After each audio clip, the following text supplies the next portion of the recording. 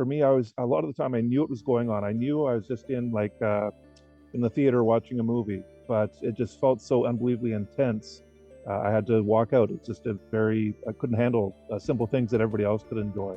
Hi, this is Randy. You're about to listen to part 2 of a 3-part series while Mimi and Mindy are traveling to raise schizophrenia awareness and have a little R&R. I have permission from the Schizophrenia Society of York to repost. Part 2 is Matthew Dickson's story. He will share about his psychosis and crisis and recovery and how he has bicycled across Canada twice to raise funds for mental health services. Welcome to our podcast, Schizophrenia, 3 Moms in the Trenches. From the place where schizophrenia and real life collide. East Coast, West Coast, Middle America. With Miriam Feldman, Mindy Greiling, and Randy Kay. So thank you, Randy. I'm going to now introduce our next guest speaker. His name is Matthew Dickson, and he is someone who helps with raising awareness about mental illness in developing countries so that they can get access to basic mental health care through his website called mindaid.ca. And this website, he has several other organizations linked on this website, and it's the only website that has all of these organizations and services in one place. And he has also successfully recovered from schizophrenia and has bicycled across Canada twice. So I'll pass the floor to you, Matthew. Thank you very much. Nice to see everybody. It's thanks for having me here. It's I really appreciate the opportunity to speak here. I am in New Brunswick, Canada. I've born and bred here. I'm 52. I've lived here for quite a while now, and I had a pretty an idyllic childhood, really. I lived in a small town on the water, the Atlantic Ocean, and really enjoyed my childhood. It wasn't perfect. I had ups and downs like anybody would, but really my complaints weren't all that bad. But what was going to come down the tubes was quite something. And I went off to university and I started to feel a bit down, sort of low on energy. And then every year of university, I noticed another symptom creep up. But these were mild, and this would have been the late 80s, early 90s. I didn't really know what mental illness was. I knew what mental health was and psychology. I knew about that. We've been taught that in health class in high school, but I didn't know about anxiety or depression or bipolar or OCD. I had heard the word schizophrenia before, but I hardly knew anything about it. And in the middle of university, I bicycled across Canada at the age of 20. It was with a group called Tour de Canada. They go across Canada every year. If anybody wants to sign up to do that trip, it's a great experience. It really helped put some confidence in me, some wind in my sails. I just a second, a bit dry here.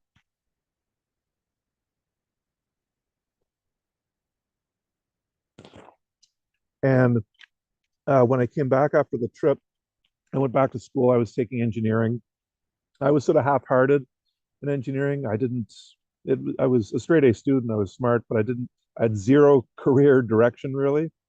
I had no idea what I wanted to do with my life, but I knew I liked biking across Canada. I loved that. I found I loved traveling, exploring, being in nature, seeing beautiful wild places. And Canada is absolutely beautiful. So many beautiful places here. And anyway, I went back to school and I was a bit sort of directionless, I guess you could say, but I finished my degree. I was halfway through it. I thought, well, I might as well finish it. It's at least to, get my degree. So I did, but by the end of university, just before I could finish, well, the last term of my last year, I started to have some suicidal thoughts, and I phoned a friend. He said, "Why don't you go to the university health clinic?" I did, and they took me to the psych ward in Fredericton, New Brunswick, and that was my introduction into the mental health system. They tried me on 6 or 7 of the 1960s antipsychotics. None of them worked for me. They tried me on one that had just come out this year. Am I allowed to say it, Lavanya? Yeah, go ahead. It's risperidone. I'm still on it today. They tried me on that, and after a couple of weeks, they said, "Do you notice a difference?" And I said, "Yeah, a small, tiny improvement, but yeah, I sort of felt, but lighter emotionally, a bit, I could think clear. And so I'm in the 25% of people with schizophrenia who don't hallucinate. I've never hallucinated. Hallucinations can be any of the five senses. They some hallucinations can actually be pleasurable. I know a guy in Fredericton with schizophrenia and schizoaffective disorder, which is a combination of schizophrenia and bipolar, as far as I know. And he said that he sees like beautiful things in the sky, and they're quite enjoyable. But for the most part, I'd say they're tormenting and not good. There's uh, there's a program, well, a therapy. It's called avatar therapy. And what you do is you go into a room, there's a therapist there, and there's a computer screen, and there's an avatar on the screen. The person with hallucinations doctors up the avatar so that it represents their hallucinations. And in another room, there's a therapist who talks to you through the avatar on your screen, and you can't see them. And the idea of it is to get to stand up to your hallucinations. And it works fully for some people, partially for others, and it doesn't work at all for other people. I mentioned this to a guy here in New Brunswick who has schizophrenia, and he said, "Thank you, Matthew, for mentioning this to me," because recently he had decided to stand up to his hallucinations, saying, "You're not going to control me anymore." And it's sort of hard to believe, but this with the avatar therapy, with the guided, it can work in a matter of weeks. Like I forget, roughly 8, 10 weeks or something like that, with a couple sessions a week in that ballpark. And the guy who said he just did it on his own at home, he said that it worked. They diminished to a certain degree. So that's why I know I'm not an expert in that. The only official certification I have is an engineering degree. I've got a lot of lived experience. I've read a lot of books on how to get myself better. I did read so many books. There wasn't a ton of literature on schizophrenia. There still isn't. There is more than what I had back in 1994 when I got diagnosed, when the disease first hit. What I found I was reading was went into the self-help section, reading lots of books on people skills and confidence and leadership. I was actually in the business and career section a lot because a lot of CEOs want to learn how to get mentally stronger and be more resilient. So there's lots of resources there too. So there's books by Navy SEALs on how to improve your mental health, on how to get a stronger mindset, get confident, and there's books by Olympic athletes on how to improve your mind. There's tons of literature out there, and some of us might be afraid. I was afraid for the first time to walk into the self-help section in I guess it was 2000 when I first walked into there. But after I was in there, I was like, oh my gosh, I'm learning so much about myself, and I'm improving myself. This is great. I think everybody should get into personal development and improve their mind. And it's at the same time though, so one thing I want to say is that for people who like for me with schizophrenia, I could read, I could read and I could retain a lot of information and learn from it. So I kept gaining more and more knowledge on how to improve myself and think better. I may not have actually been able to act on that because I was sick. I had limitations in what I could do or think or feel, but I at least had the knowledge. And the old saying, "Knowing is half the battle," I've found to be very true. So even if you're quite sick with schizophrenia or another mental illness, and you think, "Well, there's nothing I can do," well, if you get all this knowledge, well, I really found it was half the battle because for me, I always said I had a bit of a beef with the saying, for me anyway, with the saying schizophrenia is a break from reality, and I get that. I'm sure some people are, you know, not in touch with reality or however you want to phrase it. For me, I, I didn't act as bizarrely. I guess I did act differently, but I didn't have sort of the more extreme behaviors. And for me, I was a lot of the time I knew what was going on. I knew I was just in the theater watching a movie, but it just felt so unbelievably intense. I had to walk out. It's just I couldn't handle simple things that everybody else could enjoy. And I always knew what was going on. I just wasn't able to react or interact with it as well as everybody else or the way I used to when I was a kid and healthy. But I sort of always knew what was going on to a certain degree. It's sort of like if you're blind and you can hear stuff going on, you can hear stuff and you sort of know what's going on. Like if there's an argument, you can just sort of hear that, but you may not be able to interact with that as well because you can't see things going on. You don't exactly know for sure. It's kind of like that. Anyway, I I for many years, I wanted to bike across Canada again. I wanted to do things that I wanted to do. What I did do was I was in the psych ward for about a year, and then I got into a group home for 3 years. And when I left there in 1997, I've been living on my own ever since. I got a job doing data entry. I'm not a big fan of data entry, but it was one of the few jobs I thought I might actually be able to do. So I did it. And I really felt that a lot of my life was doing things that I didn't want to do, but I did it anyway. And it's so to be able to get the health. So with me, when I recovered, I noticed an improvement in my health every single week, in my mental health every single week for 27 years. And in February of 2021, my symptoms just stopped. And for the next year and a half or so, I had this sort of state of sort of shock. Uh, it literally felt like I was blindsided, pummeled, hit from behind, blindsided for 27 years, and all of a sudden it just stops. It's sort of this vacuum of time to just think. I couldn't think clearly. Um, it's it's difficult, but I in the last few years or so, I can think clearly now. I get time to pause and reflect and think about my life and have peace and contentment. I'm not perfect. I get upset sometimes or stressed or whatever, but it's in the normal range again, which I like I can't believe I'm actually here. I actually got here. It's I'm in sort of the tweaking stage. I have time now to think about all the things I went through instead of continually fighting to get through each day, to get through each moment. It's like if you're in a football game and someone's coming to tackle you with the football, it's well, you don't have time to, you can't do algebra in your head. You can't think about other stuff. That's sort of how it felt with me. I didn't have time to think about certain things. I was just too busy. My mind was occupied. And it's a chicken and egg thing. You could say, well, it's the disease that just makes your brain like that.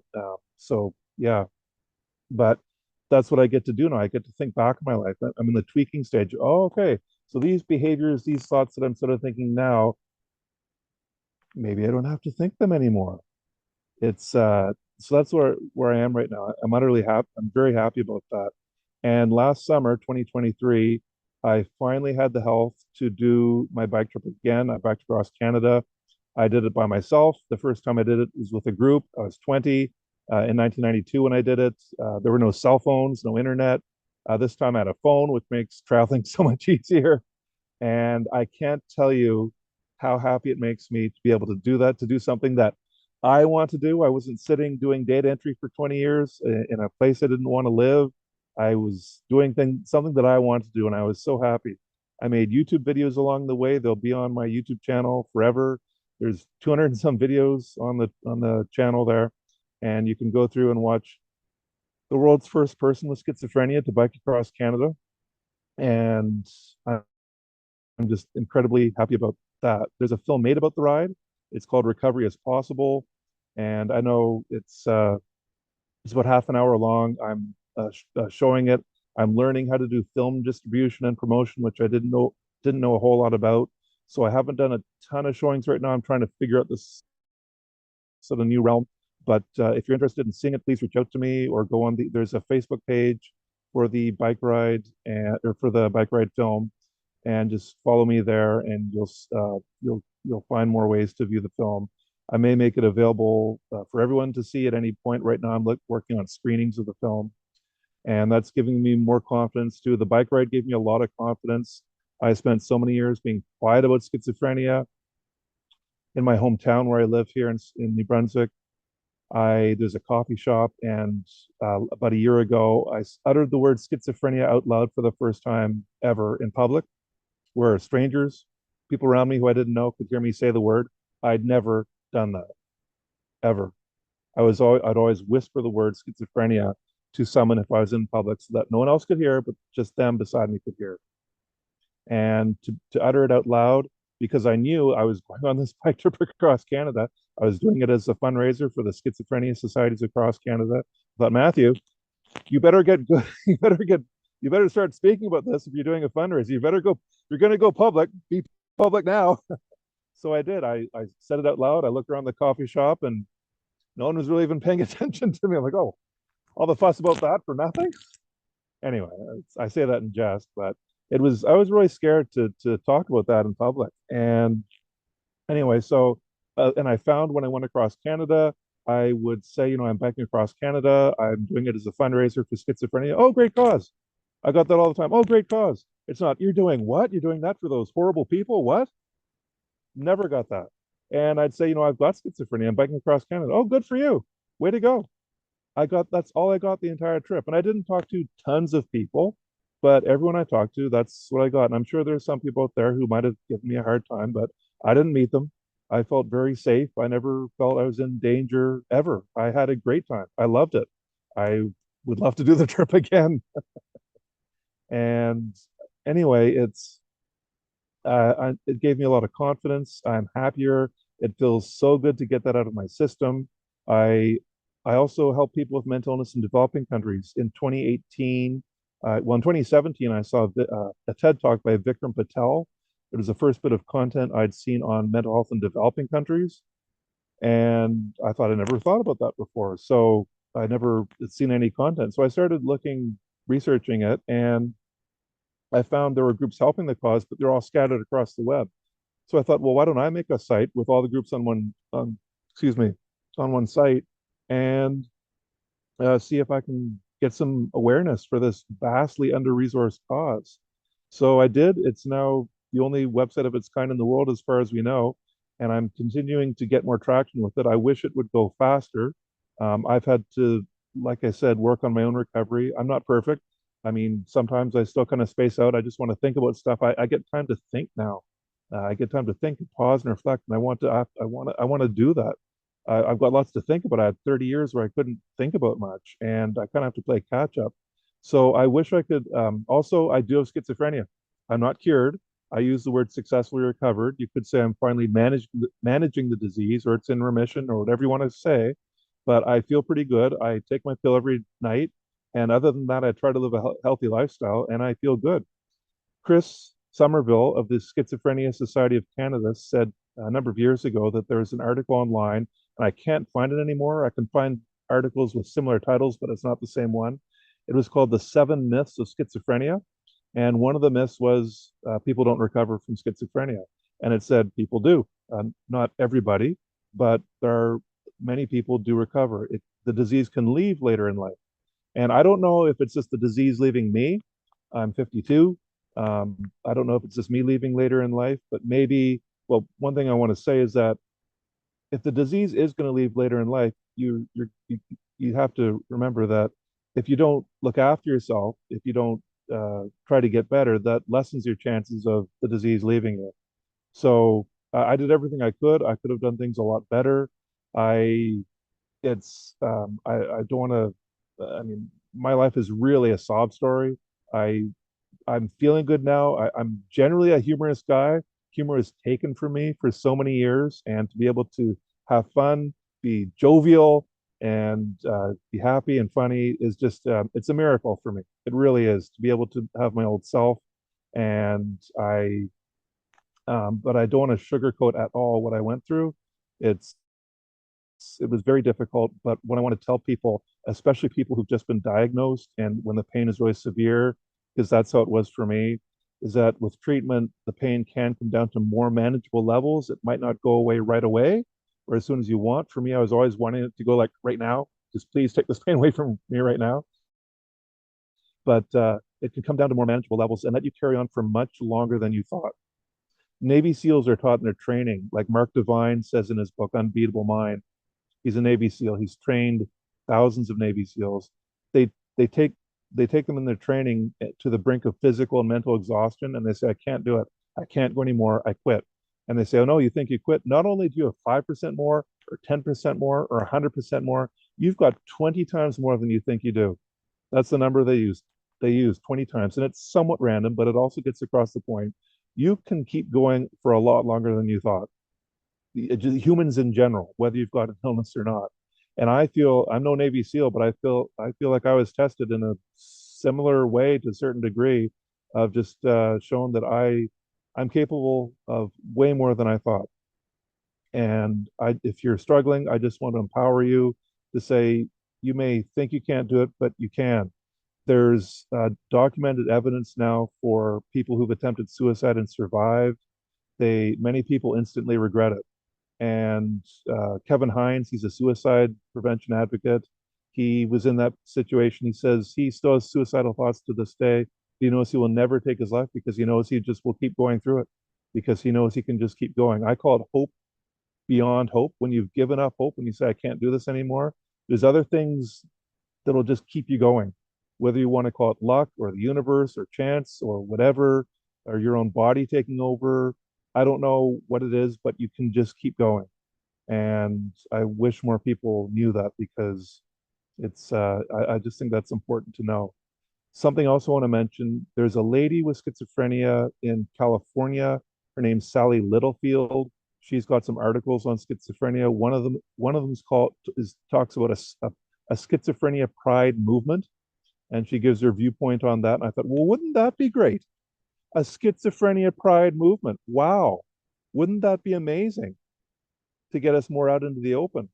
The other thing on that is that when COVID first hit, the group Students with Psychosis, started by Cecilia McGow, she's got a TED Talk called I Am Not a Monster, Schizophrenia.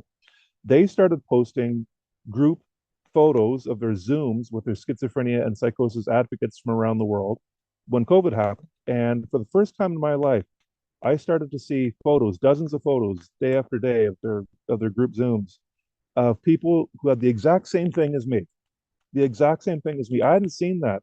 I'd met in my decades of schizophrenia. I could probably count on one or two hands the people I met in real life with schizophrenia, and and in the media we don't see many of them. And I saw dozens. I'm like, oh my gosh, this is what we look like, and they all look so normal. They didn't have like, horns coming out of their head or fangs. They didn't look scary and evil, horrible people. They look normal as anything. I'm like, wow, it's so simple. It's just I just couldn't get over it. So it made me think. And then soon after, at some point after that, I was on a Zoom with Cecilia McGow, and I mentioned this idea I have to her, and she said that sounds like a good idea. I'd like to be involved in that if possible, and I haven't followed up with her yet on that. But the idea is, I thought, well, wouldn't it be great to make a video or a series of videos with photos of people with schizophrenia advocates with their permission, and maybe a bio, because the students with psychosis, they started posting with their photos, their group Zooms, a little bio of a person, like, hi, I'm so and so, I'm studying in Argentina, I like astronomy or geology, and they all had these wide ranges of passions and interests.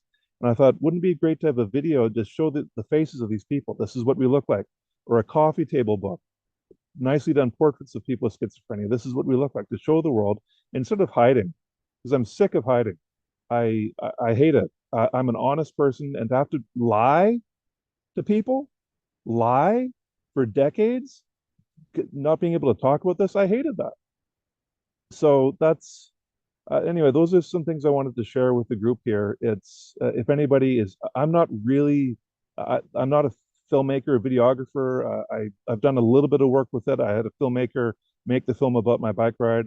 I've made some videos myself, but I'm not great. I'm very much a beginner. And if anyone here is interested in pursuing that, or a video series of people with schizophrenia, or a portrait, coffee table book, something like that, or anything else, I'm open to ideas. Please reach out to me. The other thing I want to mention is what I'm working on now for mental health in developing countries is a Mind Aid concert. When I first made the domain name Mind Aid, I thought, well, what about a mental health concert, like the Band Aid and Live Aid and Earth Aid mega concerts years ago? Could that ever happen? And I slowly worked on it. And right now there's a group in Australia who are interested in pursuing the idea. They haven't committed. Uh, they just want to talk more about it, a Mind Aid concert, and they're very well connected. They've partnered with Doug Ivanovich, who put on those Band Aid and Live Aid concerts. They've partnered with Dwayne Johnson and Kylie Jenner. And so all these books that I read for years and couldn't really take action on because I was too sick, but I had the knowledge. I was learning how to network, how to public speak, how to get confidence, how to get leadership. And you never know where those things take you, because now I'm very comfortable talking to people in the upper echelons of society. I'm comfortable with that. I'm relaxed, and I've got schizophrenia. You'd think I'd be incredibly nervous. I've been reading books on how to like speak to auditoriums and arenas, to get the confidence to speak to large numbers of people. I've been reading books on fame. What if I get that big someday? What if? Who knows? I don't know. I don't know what the future will bring for me. I take things one step at a time. If it doesn't stress me, I keep going. I still take things very slowly, but I keep growing and improving my confidence. And who knows? So maybe one day there'll be a Mind Aid concert and I'll be up on stage speaking with those people and getting people with schizophrenia in developing countries mental health care. Maybe. I think that's about 20 minutes. I don't want to take up too much time because I want to hear from the next guy too. The TikToker, the NB TikToker, also in New Brunswick. Thank you so much, Matthew, for sharing your story. And congratulations on your film and for biking across Canada twice. That is so incredible. Like I could never imagine. Like that's so great. And thank you for sharing your story. It's truly inspiring to see how much you've grown and put yourself out there as well. And I think that's really important to emphasize. So thank you so much. Hey, thanks for joining us for this episode of Schizophrenia, Three Moms in the Trenches with Randy Kay, Mindy Greiling, and Miriam Feldman. To get in touch with us or to learn more about our books, please visit our websites at miriam-feldman.com, mindygreiling.com, or randykay.com.